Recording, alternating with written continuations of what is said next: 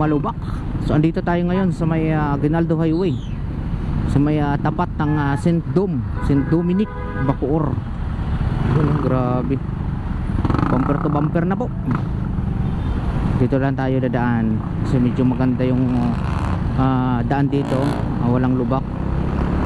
Sundan natin itong Honda Click. Sa kabila kasi may mga lubak-lubak dun eh. Oop, yari ka dyan. Loko talaga itong mga BB bus na to, bigla na lang tumitigil.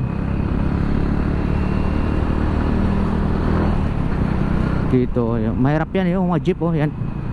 Bigla na lang gigilid tapos pipreno, magpo-full brake. Mahirap yun eh. Talaga kung mahina yung preno mo ay mabundol mo yung puweta ng jeep. Pero mga Honda Click malakas yung preno nito, may dual disc brake to eh.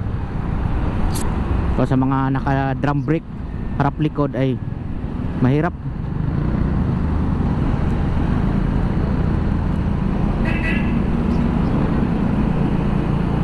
So ayan, situation dito sa may Bacoor, St. Dominic, sa Aguinaldo Highway pala. Pupunta na tayo sa may SM Bacoor. Medyo okay naman, tuloy-tuloy yung takbo. Uy, butas.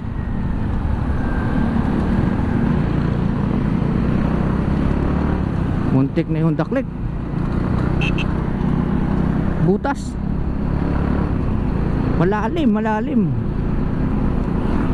Doon ako na-shoot mga kapaps nung bagyo. Hanggang tuhod yung tubig, tapos na-shoot ako doon ang lalim. Grabe, muntik na yung Honda Click matumba. Lagapak. Kawawa naman yung motor. Ay nako, di pa kasi nila takpan ng ano eh, no? Kahit mga graba-graba lang, at least medyo pumantay siya sa level ng kalsada. So malalim talaga, nasa 10 inches mahigit yung lalim. Kaya pag na-shoot yung gulong mo, lagapak.